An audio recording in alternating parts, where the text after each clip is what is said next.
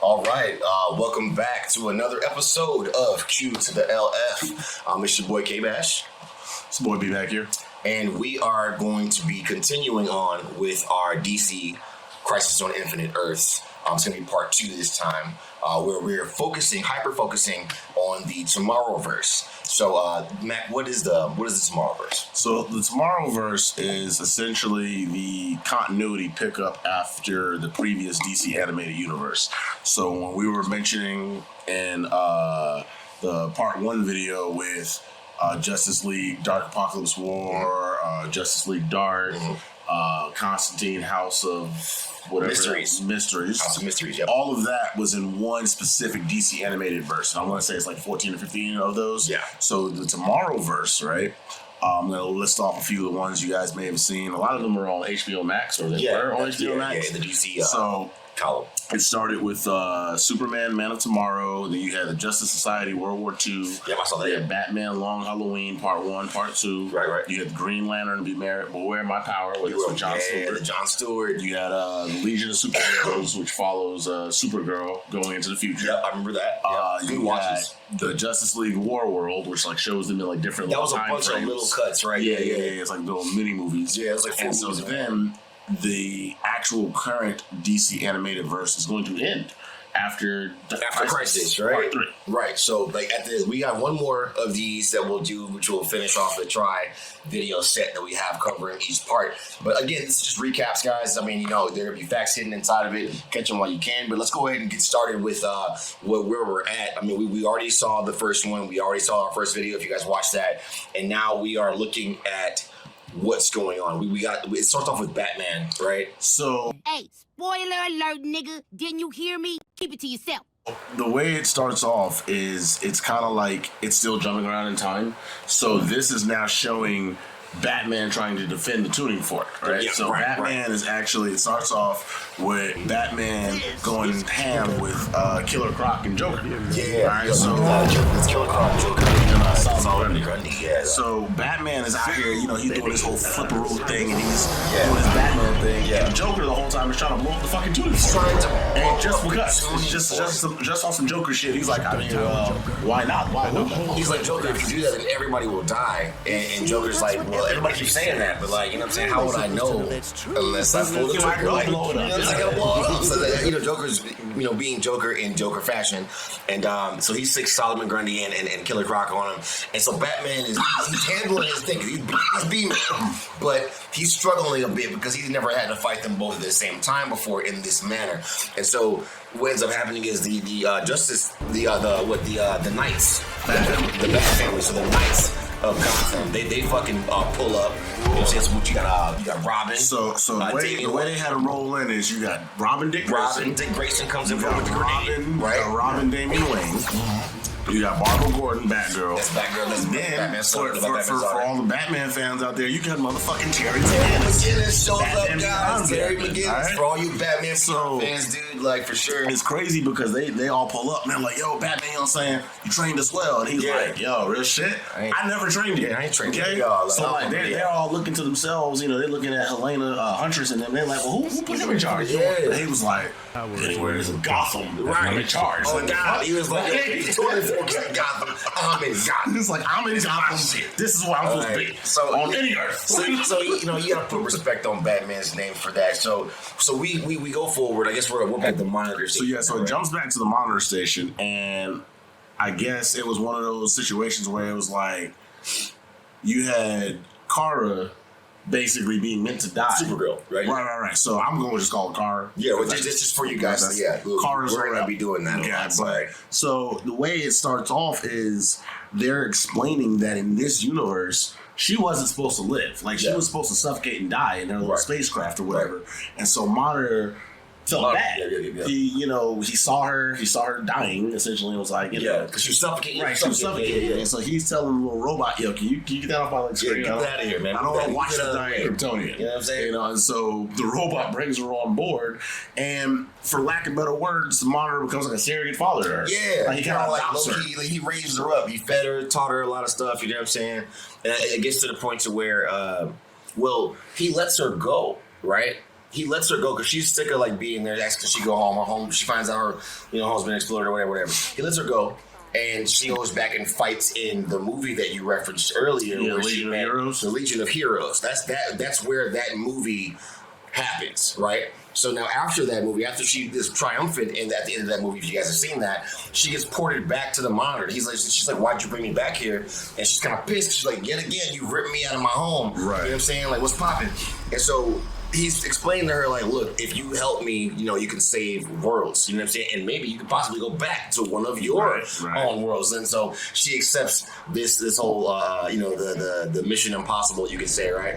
And what he gave her the power so she'd be up there. So he gives her a fraction of his galactic power that the Monitor holds. Now, he's been absorbing galactic energy over the years. Like the Monitor is like the thing about this whole situation for me though is like I don't want to like cross brand, but it really reminds me of like the Galactus. No, Galactus and Silver Surfer. He essentially made her a herald. Yeah, he made her a herald. Right. It's very much so like that, which is like it'll tie into what you're saying earlier when the Anti-Monitor shows up. But we're not going to get to that yet. So as we're moving forward, she becomes the Harbinger, and now it kind of picks up to the first part, right, where you see her going and trying to track down all these heroes and recruiting them and bringing them back to the so-called watchtower that we have now. Yeah, the Monitor's the Monitor's watchtower, the Monitor station, right? So what else we got, Max? So after that, and excuse me, fans and audience, if this sounds like hater. Hater alert.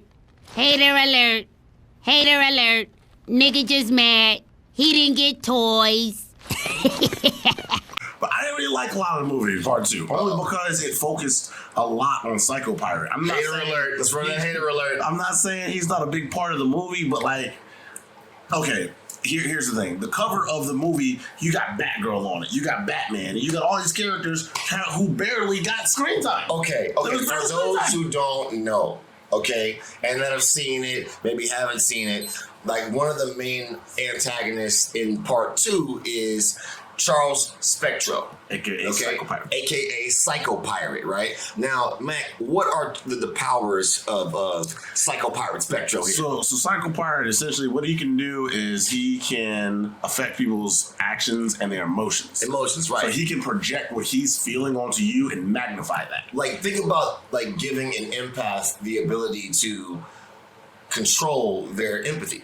Right? They could push how they felt in other people and so on and so forth. So, I mean, not to say that it's not something that's already around in our day, but this is the main issue with what's going on inside this Crisis Part 2 is that we're watching his kind of origin story and how he becomes who he is. And, he's gone through many different lives with Nazis and all that kind of stuff. And he was a pirate, an actual pirate on the boat. He would, have his guys dress up, disguise themselves as a freighter, right? And they would broadcast the SOS a signal and whatnot.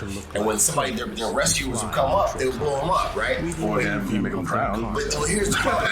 Here was what made Psycho Pirate is that when he would make them drown, he would make them cheer him on. They would cheer on the people that were killing them, and they got to the point to where they went through a bad wreck. You know what I'm saying? It's like a pirate's on the Charles is on the sea, and he's got his last 5 guys with him. You know what I'm saying? And they get shipwrecked, and they're on this little boat. And he's like, man, there's too many of y'all. He makes them jump off. So now he's the only one there, and when he's about to die, he sends out his last little mental pulse to see if he can feel anybody, and he finds Atlanteans.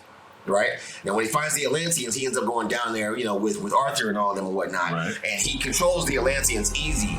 But when it comes down to Arthur, it's a lot harder to do so because of his mental fortitude. But he also as well, you know what I'm saying, they held him down and forced him. So it was a whole situation. So as we can see, Charles Spectro is getting a lot better at using his powers, and he's becoming quite the manipulator of the Crisis, right? So now he's on the watchtower with everybody. You know what I'm saying? He runs into Ted Kord, right? Ted Kord's like, man, Blue Beetle. So if you guys don't know who that is, that's the old Blue Beetle. So he runs into Ted Kord, and Ted Kord's like, man,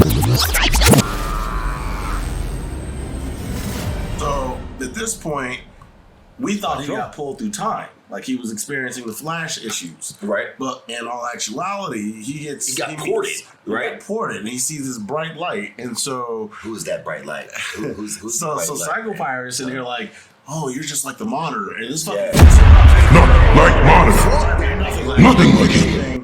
I'm the opposite of that. He's like, oh, so you're like an anti-Monitor. Yes. So now he starts that's having these conversations with the Anti-Monitor. Anti-Monitor, right? And the Anti-Monitor is essentially promising him that he'll give him his own universe. Yeah. Like, he's like, you follow me? I got you. Control everything you plans got. for the universe. Whole universe. That's crazy. So now at this point, right, what happens is we transport back to Earth 2 and really all the Earths. Yeah. The Anti-Monitor's essence is forming these little shadow pieces. And they're trying to take out the freaking tuning forks. Yeah. So you see Batman giving the little shadows work. He's battering all over the he's place. he's doing his He's going ham. And then so finally, when the Bat family pulls up and helps him again, they're throwing the explosions. Batman's like, oh, they need light. We need bright light to do it. And, you know, Batman pulled a flashlight. They were like, no, it's not. So, Meanwhile, Psycho Pirate is up on the monitor station, broadcasting to the whole fucking planet. broadcasting to the whole Actually, planet. now that I think about it, he was broadcasting it into the multiverse. It was happening on all the other Earths. Yeah. Right? So he broadcasts. Well, see, here's what happens. If you guys don't know what ended up happening with Charles Spector, is that he ended up also tricking the Monitor into giving him a fraction of his power as well, because the Monitor is now trusting of all the heroes that are up on his space station. So he's like, okay, everybody's trying to live, so I'm going to give him something too, because he can affect so many. He can be a powerhouse in how we win this war against this Anti-Monitor wave, which is what he thinks the war is all about. So he gets that power, and that's how he's able to broadcast his power and like throttle it up that much to where it affects the whole multiverse, right? So when that happens, all the heroes start turning on each other. You got Dr. Light versus the Green Lantern, John Stewart. You got Batman versus the Batman versus the Bat family. They just bang with each other. Everybody just bang. Well, what started the Batman fight, bro, and I gotta respect it. Damien was like, "Watch your mouth on my daddy." Yeah. Like, don't be talking shit about my daddy. I see that. I see Elena, that. him and Helena. Hey, yo, Dick came in. Oh, you with a big man. Want Right. to push around little kids? Batman. All right, and we won't spoil it all, man. You guys give it a watch, man. It's a really good section where you can see the training of the Bat family and what would happen if they were to actually square up against Batman. So you kind of get to see that, and it's good for all the Batman fans. So then, right after that, we get the shadow people are everywhere. So now we go to Earth 46, which is actually planet Themyscira. Because the Amazons planet Themyscira have taken over the world and locked all the men up for just basic purposes. Yeah, for y'all know why they locked us up. You know what I'm saying? They can't get enough of time now. She locks them up. So Wonder Woman goes and helps and saves their planet. But they're losing. She out here using the lasso of truth like a whip. Yeah. She out here just, but she lights it up. Yeah, because it glows when it's in use. So that works. It's light. Yeah, man. So you had that going down. Then you had Kamandi. So yeah. Kamandi, if no one knows who the little blonde-haired guy was, that's Kamandi, who is the last human on Earth. He's the last boy on Earth. So like, it's an old cartoon where it kind of like everybody has died. All humans have died, and Kamandi is the last one of all of us. And it's like gorillas and like kind of like more like gorilla, like telepathic gorillas, all kind of stuff. They're there hanging out with Solivar. He hanging around with Solivar. Solivar from another universe is there, who's the rival to Gorilla Grodd. So like, the smarter apes, they have become like the dominant species, and we've kind of fizzled out. And that's kind of the comic book with Kamandi. He goes through a lot of different trials and whatnot. If you're into the old school comics and stuff like that, Kamandi's also a good read. I recommend checking that out too. It's a little bit more on the primitive side than being more on the power intensive, like X-Men, elemental based power side. So you get like some good artistry, some good writing out of a Kamandi read. But moving back into the crisis situation, because it's this movie's about over here as they realize that they're becoming overwhelmed by these dark shadows, plus this overwhelming like emotion to want to fight each other. The shadows, the shadows coagulate into one big kaiju. Yeah, man. Right. And like, so now, kaiju Anti-Monitor. Exactly. It's the Anti-Monitor has taken form. Okay, that's what has happened. And now up on the space station, what happens to your boy, man? All right, so I ain't gonna say he died, but he definitely got extra crispy fried by Kara, because now again, and we might have skipped over this portion. Psycho Pirate got in Kara's head too, and basically started using logic on her. He was like, "Now you think he didn't sit and watch your whole family and planet blow up. So now Kara's all. Why they do a buddy like that where they had the planet explode and shit, and they had him turn around with the and do the Thanos Thanos smile, like, you know what I'm saying? Like he was mother ain't never been So like Kara that. pulls up at the end and she's in the chamber and he's like, "Oh hey Kara, what's going on?" Instant laser beam. And so like when I tell Yo, so we had an awesome time at MomoCon. What were the merch items? One of the things we got from there, like this is guys, great. we're gonna start doing this. We're gonna start putting. They have to be pictures of the anime characters smoking something. You know what I'm saying? Or just So enjoying I actually life. just ordered a Goku. Yeah. That's going to be going up there. Yeah, so we're gonna So fill the signing wall up, man. You guys the are studio feel wall. free if you guys want to send in some stuff. If you're an artist and you have a nice painting of one of your favorite anime characters, just token it out, hitting the 420, man. Just send that to us. We'll put yours up here too. So stay tuned for more QLF. It's your boy K to the, Boy, be Mac here. and we will see you later.